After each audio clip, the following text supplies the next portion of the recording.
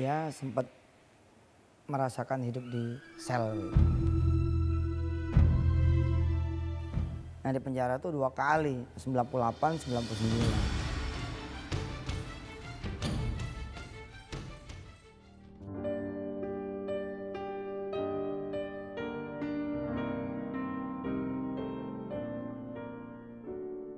Ibu dan ayah adalah sepasang sayap kasih sayang dalam kehidupan. Dengan sayap itulah mereka hangati jiwa si buah hati. Namun jika salah satu sayap keindahan patah, Tuhan pasti hadir sebagai gantinya. Seperti Yusuf Mansur yang sejak kecil sudah menjadi anak yatim. Ia ditinggal sang ayah untuk selama-lamanya di saat usia belum lagi dewasa. Dengan kuasa Tuhan dan kasih sayang ibu serta keluarga besarnya, Yusuf menikmati masa kecilnya dengan berlimpah kasih sayang dan dibanjiri pengetahuan agama.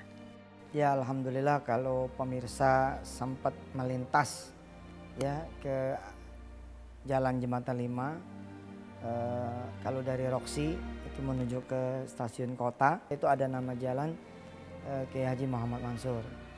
Nah saya lahir di situ. Ada masjid tertua kedua di Jakarta, namanya Masjid Al-Mansuriyah. Nah itu juga masjid alhamdulillah izin Allah didirikan oleh leluhur kami. Ya dengan tipe keluarga seperti itulah saya lahir. Alhamdulillah tidak semua orang diberi kesempatan lahir di rumahnya kiai, besar dengan pengasuhan kiai, pesantren, madrasah. Saya dapat kesempatan itu. Iya, ibu asuh. Kan dia anak adik Ibu Haji. Sebenarnya ibunya adik. Karena ayahnya nggak ada, jadi diurusin sama ibu, sama Pak Haji gitu sampai sekolahnya dari SD sampai sanawiyah, SMP gitu, aliyah. Sekolah di Aliyah, terus sampai perguruan dah DIN kuliahnya. Emang Bu Haji yang ini, yang asuh, iya. Biasa anak-anak begitu nakal, orangnya terlalu berani lah, lain daripada anak-anak Ibu Haji sendiri. Dari kecil udah diajarin pidato apa sama ayah, sama Pak Haji Sanusi itu dia anggap ayahnya lah, manggilnya juga ayah sama Pak Haji.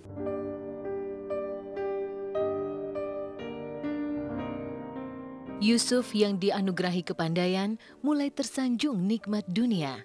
Ia terlena hingga tak menyadari bahwa kecerdasan akalnya mulai menyeret Yusuf pada kehilafan.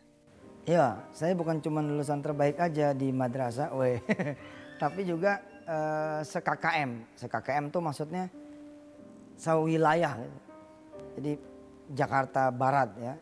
Jadi saya terbaik se-Jakarta Barat.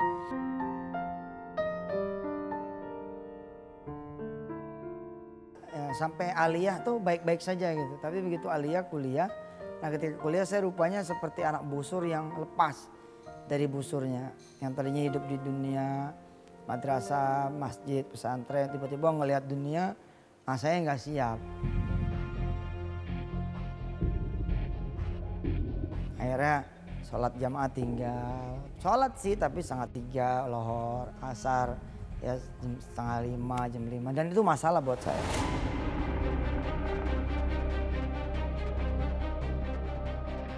Ketika masuk perguruan tinggi, Yusuf makin menjadi-jadi. Kecerdasan akal telah membutakan mata hatinya, hingga ia menjauh dari rel agama dengan mengatasnamakan kesibukan bisnis. Kebetulan, saat itu bisnis Yusuf di dunia komputer tengah melambung tinggi. Saya syariah peralihan agama, tapi saya senang dunia informatika. Jadi dari awal kita udah belajar Oracle, belajar Cisco, belajar jaringan.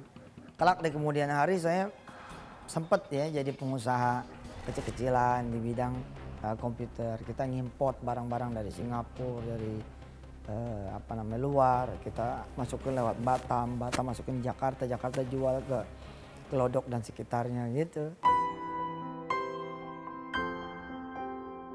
Iya, keasikan bisnis.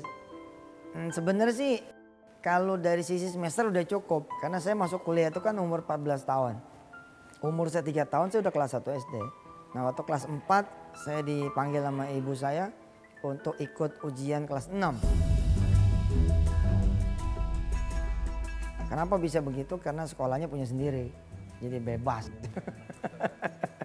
Kemudian saya masuk kecepatan. Apalagi saya ketika semester 1 saya langsung nabung. Kan sistem SKS toh biasanya harusnya 20. Saya ngambil 24, 26, 28 saya ambil. Ketika peraturan tidak boleh saya bilang, loh kalau nggak boleh gimana dengan orang pintar seperti saya.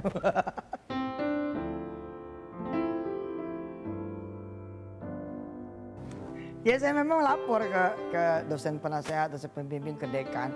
Saya bilang sorry nih saya mau ambil yang lebih banyak nih karena waktu saya juga banyak ini. Pelajarannya gampang aja gitu. Nah makanya ketika udah semester 4 aja saya udah banyak nganggurnya. Nah ketika itu mulai bisnisnya diseriusin tapi nggak nyampe ujung DO saya. Drop out iya. Karena ya itulah perjalanan lah.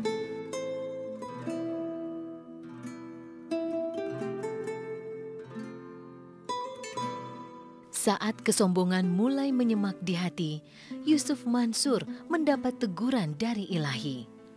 Bisnisnya kacau balau, ia ditipu kanan kiri hingga membuahkan tumpukan utang. Iya itu masih ada neneknya tuh, masih ada neneknya. Jadi dia banyak orang nagih utang deh ya. Sampai ke Bu Haji, ke polisi sana tuh di Bogor, dia ditahan kan di Bogor. Ya gitu, datang utang sana utang sini sampai Bu Haji kaget ya diteleponin ada di rental ya, rental mobil tuh. Terus dia ditahan di Bogor. Jadi Bu Haji nggak mandir ke Bogor. Makanya kata ibu kenapa jadi begini ya, bertemannya sama bisnisnya nggak ketahuan lah. Kemudian bisnis Bu Haji nggak tahu gitu ya. Gitu bisnisnya terlalu berani sampai utang sana kali banyak utang-utangnya. Ya, alhamdulillah sekarang sih udah beres sekali.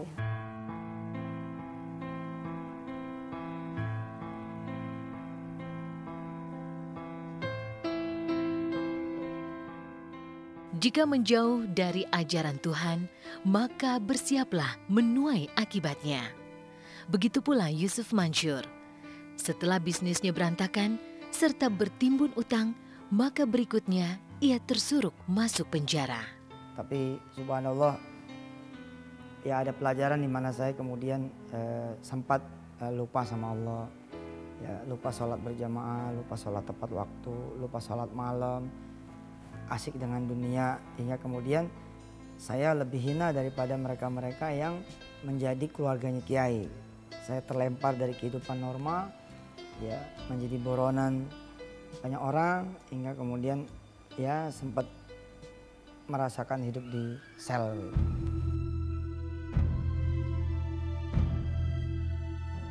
Ya itu dia, jadi kelihatan emang kayaknya mah bagus itu. Tapi ternyata malah jadi utang, hanya dengan 1-2 kali kejadian saja saya udah jadi utang. Dan utang itu nggak kebayar dan saya masuk penjara. Nah di penjara tuh 2 kali, 98, 99. Yang pertama kira-kira kalau dihitung dengan prosesnya mungkin sekitar 4 bulan ya. Yang kedua cuma 14 hari, cuma sampai tingkat kepolisian saja. Jadi ada pertolongan Allah. Hikmahnya itu, jadi apapun yang kita lakukan kalau tidak melibatkan Allah, kita akan dilupakan Allah. Nah, kalau sudah dilupakan Allah, wa man a'rada an dzikri fa inna lahu ma'isyatan dhanka wa nahsyuruhu yaumil qiyamati a'ma. Itu surah Thaha 124-125. Kalau kita lupa sama Allah, hancur, kira-kira begitu. Mau bagus kayak gimana pun hancur. Nah, awalnya dibaca tuh sama teman-teman satu sel kan, tulisan lo bagus nih, ini cerita siapa nih? Saya bilang cerita gua, kalau jadi buku bagus nih. Jadi kemudian hari jadi buku beneran.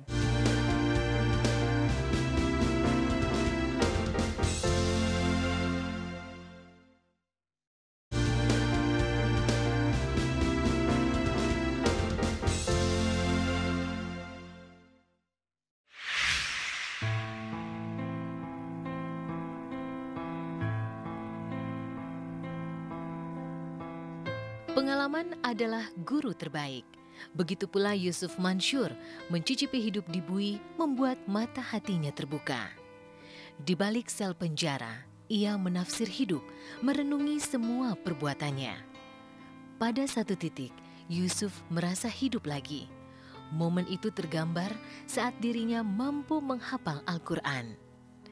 Dalam pengembaraan hidup, ternyata Yusuf baru memahami isi kitab suci justru dari tempat yang tak ia ingini. Tempat itu bernama penjara. Saya mulai ngapal Quran itu di penjara. Setelah selesai lulus dari penjara, saya hafal 4 juz. Kemudian atas izin Allah saya terusin. Nah 2004 saya mulai terima murid. Karena anak-anak kalau kenal dengan Quran, dia akan selamat. Maka saya berjuang untuk agar anak-anak itu mengingat Quran, mengenal Quran, dan mendekatkan diri mereka dengan Quran. Nah dibangunlah pesantren penghafal Quran seperti yang saudara-saudara lihat. Seperti itu dari mulai tingkat anak-anak sampai tingkat buat yang udah pada mau menuju usia tuanya.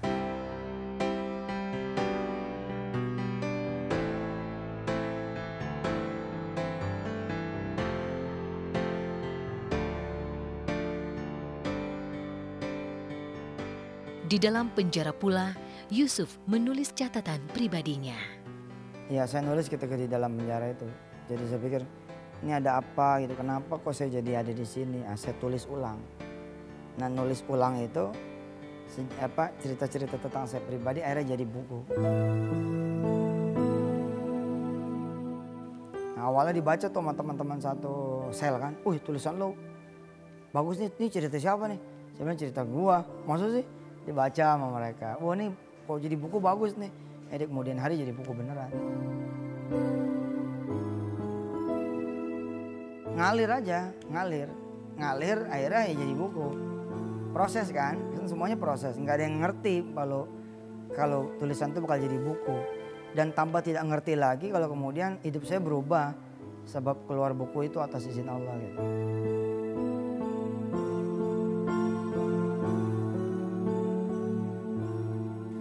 Jika Tuhan berkehendak, maka tak ada kemustahilan. Maka pergunakanlah sisa usia menuju jalan ilahi.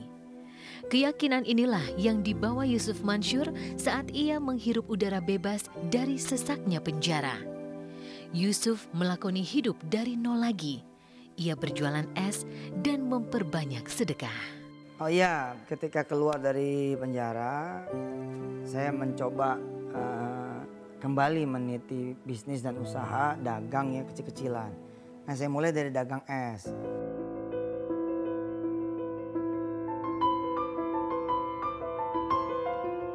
Saya dagang es di Terminal Kalideres. Nah ketika di Terminal Kalideres itulah saya juga belajar tentang sedekah. Waktu di penjara juga saya belajar tentang sedekah. Bagaimana saya punya roti sepotong, lalu saya kasih semut, lalu kemudian saya dapat nasi, dapat apa gitu ya. Nah ketika keluar dari penjara saya mulai dagang es. Dan takdirnya saya ngajar pertama kali itu di terminal. Di Terminal Kalideres. Di tempat saya dagang gitu.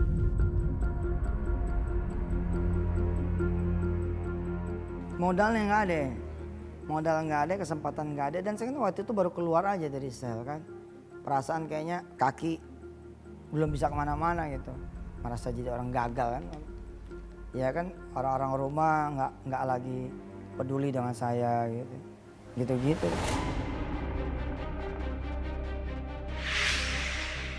Saya merasa saya udah diusir dari kampus itu. Ngapain gue balik lagi? Nah yang saya pikirin adalah bagaimana saya mendirikan kampus.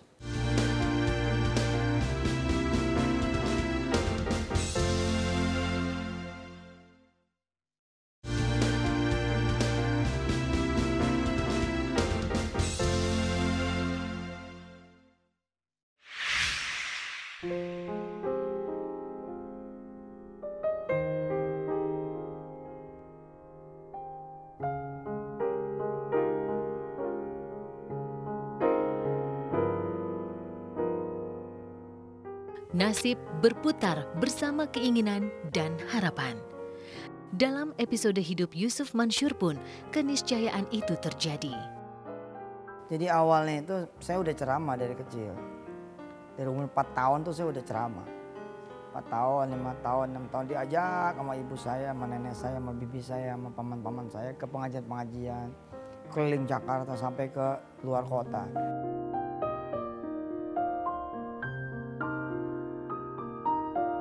Yusuf terus menggulirkan segala harapannya. Dalam setiap percik rejeki, tak lupa ia bersedekah. Hingga akhirnya Yusuf berhasil merengkuh keinginannya, seperti mendirikan sekolah, berdakwah, bahkan memproduksi film layar lebar. Nah, alhamdulillah nggak ada. Dimudahkan sama Allah semuanya. Subhanallah, emang ya kun fayakun juga.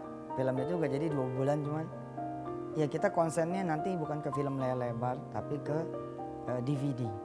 Jadi kita banyakin simpul-simpul ke seluruh tanah air. Saya mengundang Indonesia menjadi simpul-simpul saya. Lalu kemudian kita memproduksi DVD-DVD, lalu disetel di rumah-rumah penduduk di seluruh tanah air. Jadi lebih besar daripada layar lebar. Karena langsung masuk ke rumah orang kan. Saat itu keinginan kuliah sudah saya kubur karena saya merasa saya sudah diusir dari kampus itu. Ngapain gue balik lagi? Nah yang saya pikirin adalah bagaimana saya mendirikan kampus. Bagaimana saya mendirikan sekolah tinggi sendiri. Jadi supaya bisa mau wisuda diri saya sendiri kapan aja. Ya alhamdulillah anak muda ya zaman dulu ya. Ingin mencoba gitu, ingin mencoba. Dan alhamdulillahnya jadi gitu atas Allah. Jadi sekolah tinggi, jadi perguruan tinggi. Dan sekarang juga kita bikin perguruan tinggi ilmu komputer kan. STEMIK antar bangsa namanya.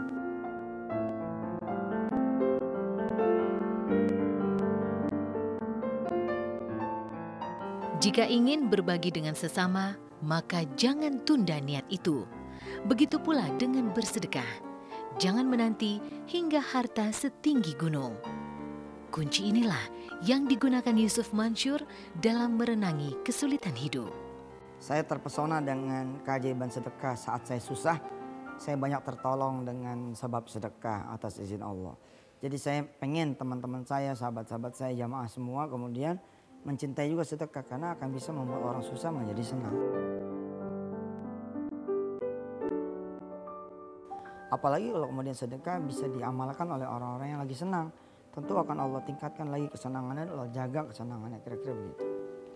Jadi saking pengennya orang lain juga bisa bersedekah, saya cerita tentang sedekah terus. Lama-lama orang nganggapnya saya emang bidangnya sedekah gitu. Padahal enggak, emang kebenaran aja atas izin Allah.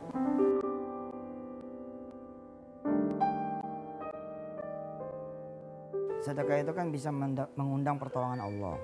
Jadi saya bilang kalau pengen ditolong sama Allah ya harus banyak-banyak sedekah. Intinya di situ.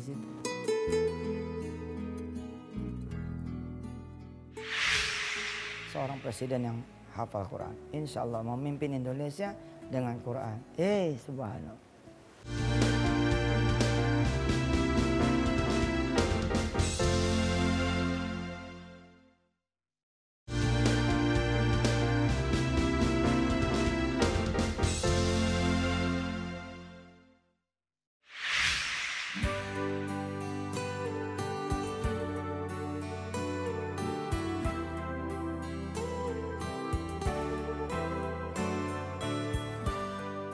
Jelujur kebahagiaan tak pernah berdiri sendiri. Semua terikat dalam satu relativitas antara doa dan usaha. Dalam rimbunnya doa dan kerasnya usaha seorang Yusuf Mansyur, terciptalah harmoni pengetahuan agama yang membuatnya makin dikenal masyarakat. Boleh dikatakan, Yusuf memulai dari satu keadaan yang tidak mungkin menjadi mungkin. Ya, itu sesuatu yang berbeda. Jadi kun fayakun itu memang pertamanya kalimat ibu saya ya, yang mengutip Al-Quranul Karim bahwa ibu saya bilang kun fayakun lah. Kalau Allah udah bilang kun fayakun, gak usah khawatir, gak usah sedih, Allah pasti nolongin, kira-kira gitu. Dikala dia bisa menggiring atau meyakinkan seseorang, malah banyak orang bisa yakini, itu sungguh luar biasa bagi saya. Apalagi ditambah dia bisa mempresentasikan, saya melihat di stasiun TV swasta ya, bisa mempresentasikan secara ilmiah serta mendasar dengan dalil-dalil yang ada. Sungguh saya sangat terkejut adanya gitu. Padahal di luar itu saya juga tidak tahu mereka Ustaz Yusuf Mansur ini cukup tinggi gitu ininya ilmunya gitu, malah saya tidak bisa menerjemahkan dengan tulisan-tulisan dengan dalil dan yang cukup kuat gitu.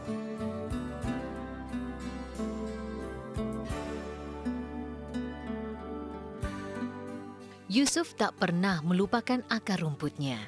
Ia menyambangi semua tempat yang membutuhkan kehadirannya. Inilah cara untuk menyambung silaturahmi tanpa harus tersekat pilar-pilar ketenaran. Makanya saya mendirikan atau berinisiatif dengan teman kecil saya itu buat Majlis Duha, di mana di dalamnya itu diasuh oleh Ustadz Yusuf Mansur. Kalau ada yang minta ceramah suka melalui Bu Haji, karena Bu Haji juga nggak bisa nentuin. Ini aja yang buat tanggal 10 besok ada yang minta buat ke Tasik, dia nggak bisa. Terus nanti tahu yang buat ke Palembang, orang sini juga minta buat itu. Susah, orangnya banyak jadwal itunya, lah kota kayak gitu. Ibu Haji minta ini aja ngisi, kalau hari Jumat di sini ibu-ibu kan pengajiannya Jumat, ibu-ibu buat penutupan atau maulid supaya dia ngisi. Kalau lagi kebenaran ada waktunya dia bisa ngisi, kalau nggak ada yang nggak bisa, dia nggak bisa datang.